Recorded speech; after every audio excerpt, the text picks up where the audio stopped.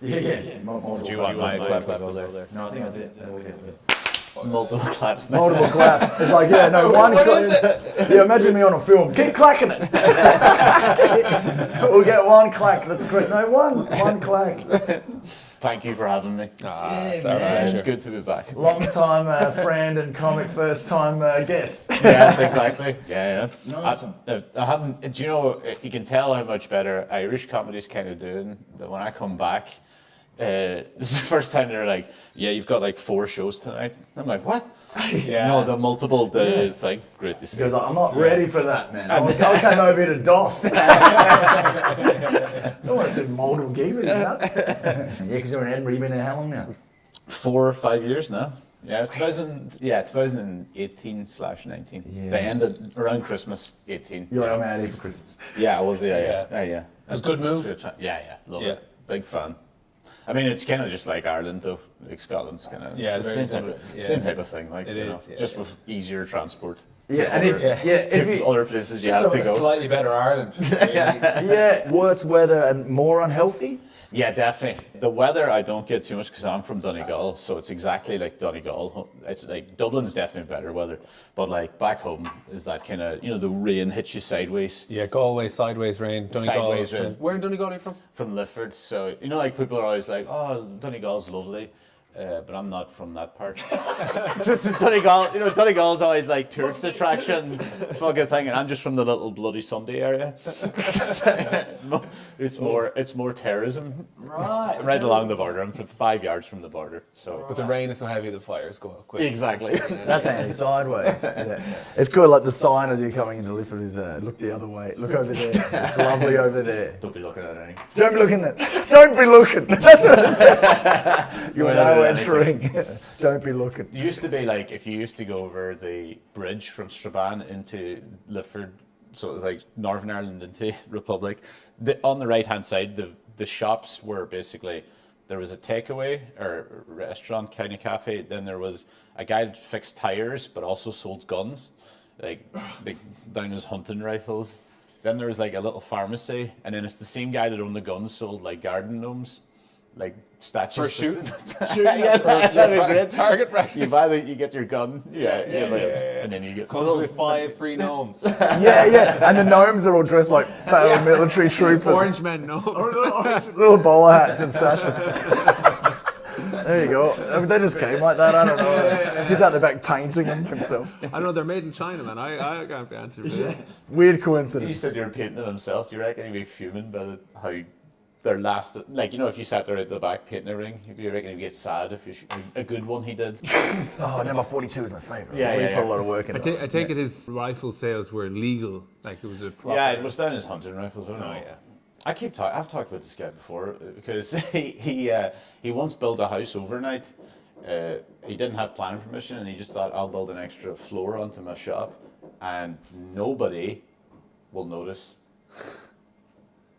But everyone noticed because there's the only 2-story building basically in the whole town. Everybody just went like, what the fuck's that? And then they were like, you can't build that, you can't fix that. Also, you can't build 2-story building overnight. You're not supposed to build in ways. You're meant to have, I don't know, let things set or whatever before you just horse it. So it's mad dangerous. Did he get it done? No. What happened was then he goes, well, you can take it down. Then if I'm not allowed to build it, so then it's just been like an empty shell of a building on top of his shop. Yeah. Jeez. And he used to. I thought it was so funny because I was in New York then, and there's a museum, the Guggenheim Museum, like architecture or whatever. There's a big book where you can leave examples of people they should check out architecture, and I wrote it and typed his name in. You get him. It's quite an artistic statement, just leaving a second floor dilapidated, but a lovely shop on the ground floor. Yeah, just as a framework. Standoff with the county council.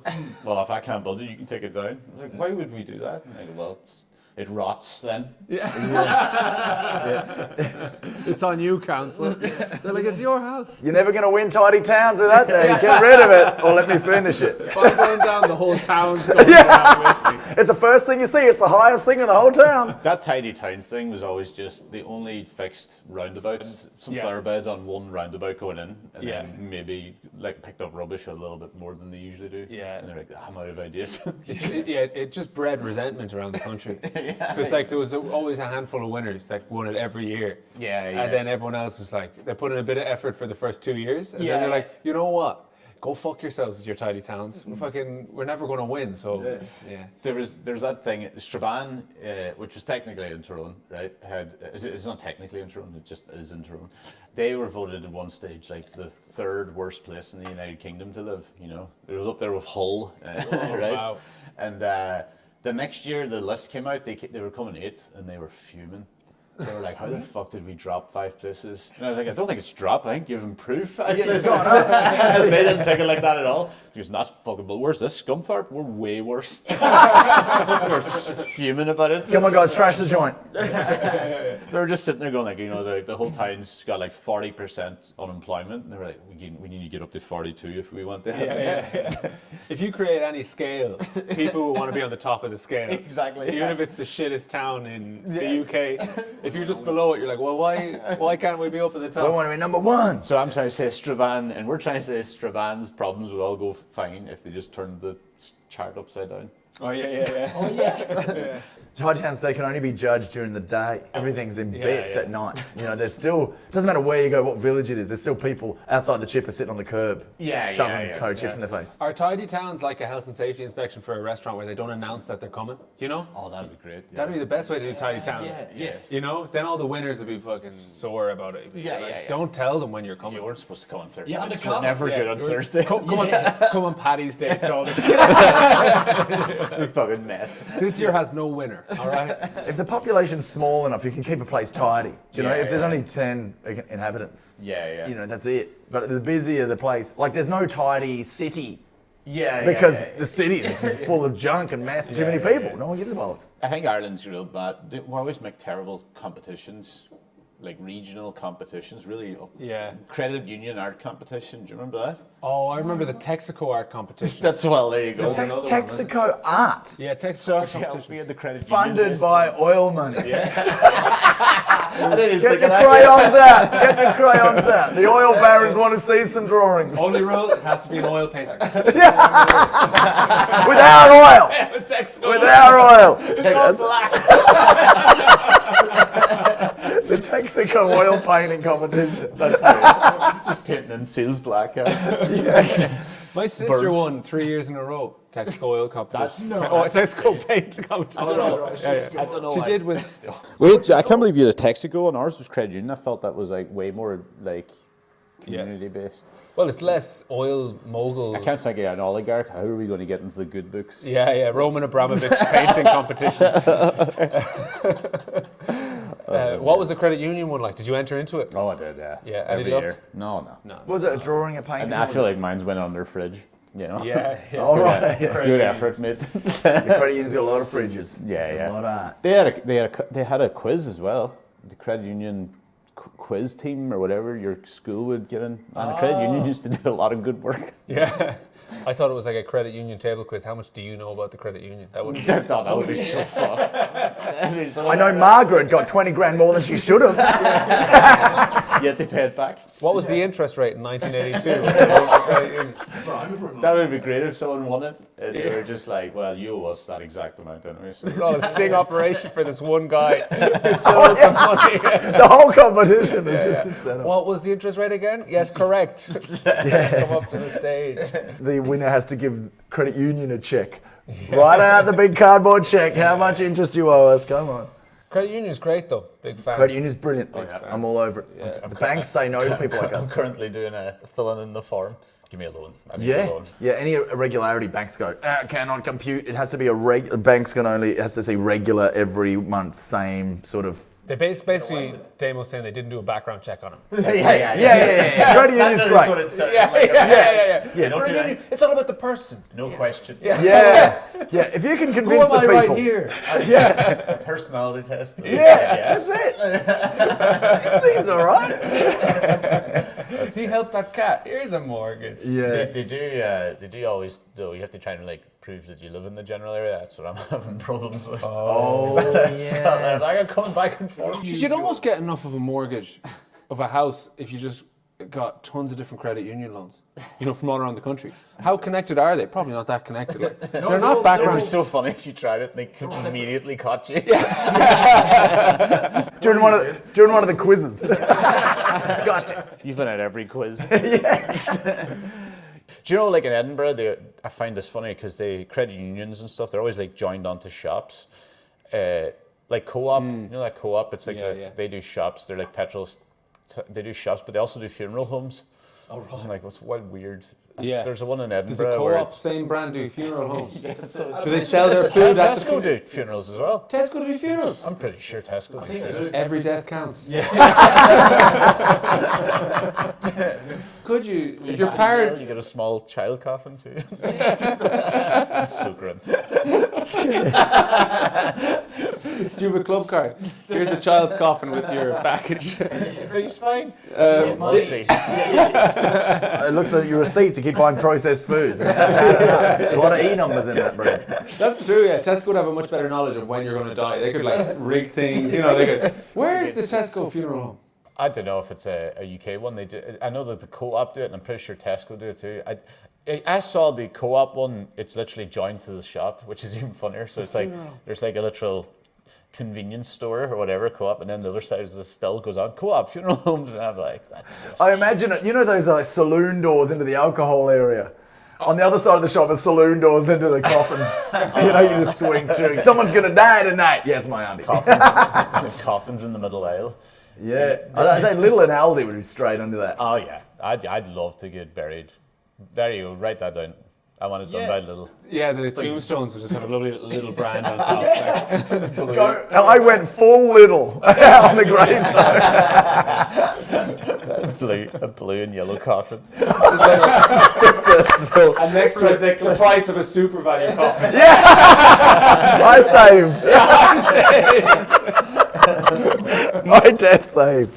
It's the one thing that people like weddings and funerals, people will splash out to because all the family and friends are going to be over. They splash out to make it look snazzy and nice, but apparently, there's a market. There is. I'll tell you. There's a funnier market. Is during the Fringe, I had to buy an urn, right, for the show. My show had an urn involved in it with all like the darkest jokes in it, and I was like, "Fuck, I better get an urn." I wonder how. I was like, this could probably end up expensive or whatever. Amazon Prime. Oh man. Yeah. Nice. Oh yeah. You can bury a family member for a tenner. Wow. You can hold one at a tenner, like a next day delivery. Like the Prime member was at the door. I was like, this is so good. Now, will Prime collect the bodies to cremate them as well the day prior, and they just bring you back with the ashes the next day? Man, that's why Bezos makes the big bucks. He knows everyone's gonna die. A tenner, man, that's better than co-op. So you had your urn on stage, is it? And then you had the dark jokes in it. You pull them out. Yeah. I'll read them out too. The nicest people. It's coming out soon on YouTube or whatever. Yeah, nice. But you know what I kept finding funnier? I kept looking for Dutch people because their accents were so much funnier reading really dark jokes. Did you get one for the YouTube? No, he was Italian, but he was great. But but I had 2 or 3 Dutch people, and they were all my favorite because I had the first guy. I mean, I was chasing the same high. The first guy was like proper gold member. Gold member Dutch. Yeah, gold member accent, and he was just like, "Oh, dead babies," and I was like, "I'm out." I'm out. I'm done. I'm like, I wish I had this. I just realized I wish I was Dutch. Yeah, I'm doing this show in Amsterdam. That's it. Yeah. Oh, great fun. Like people were just like, "Oh, where'd you get the urn?" I was like, "It was Amazon Prime." One day delivery. There you go. That's I like how everyone's question was, "Where'd you get the urn?" Yeah, where'd you get the big purple urn? Purple. Yeah, there's a little cross at the top, but it's already bent, because it's 12 quid. Like. Oh yeah, fair enough. You doing the Fringe this year again? Probably a work in progresses, and I run roast battles there now, so there's going to be a big roast battle events. Do you choose who you roast because it's your show? You're like, oh no. Aye. Well, the problem is then what happens is because they're hard to book, because people like.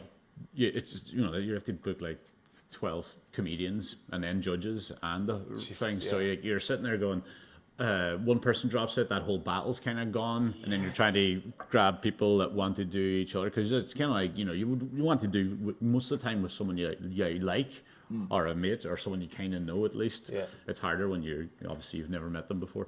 But half the time I end up going like, I'm not doing it this week. I'm taking a break off this month, you know, a break off from the writing the horrible jokes, and then someone drops out and I go, I'm not standing. I've been in every single one. It's happened today. So I'm in the next one too. Gig number 5. So someone's written jokes about this act. Yeah. So if someone drops out, if they have any jokes ready, you go, what'd you have on them? Do you have any other overweight acts in their 50s? I've got great jokes about it. It's always grim when somebody's like, oh, that's an easy one. Yeah, I'll take that. Like, oh, no. Man, everyone roasts them. I'll just say what everyone said about them ever. I think the most devastating thing about roasts isn't the jokes. It's when you go to write, like the first piece of paper you take out and you write down like what you think. You know, you're writing like buzzwords, so like it just reduces you to shite. Like you would look at it, if I did myself, it would be just like a little thing. Right, let me see. Bald, meek, sick-looking, weird terrorist accent, skinny, fucking. You're just crying on, oh, this will be great. Lives in his friend's basement. You're looking at the whole thing, going, my God, that's worse than any. Just that's your knife and bullet points. They all are, and it like really sad. Yeah, good fun. Life's going well. Yeah. No one should ever see the prep that someone did for their roast. You know, the jokes are like hard enough to take, but if they saw the prep that went into it, just obliterating every aspect of their character and being, like every tiny shitty thing they've done just on a list, and then you're like, all right, I'll pick 5 of them. You know? Yeah. Any favourite lines that comics have done, or any? Nelson told me that I look like that I've only taken half my AIDS medication. Was particularly accurate. That's Mark Nelson from. Yeah, Mark Nelson. Yeah. Right. So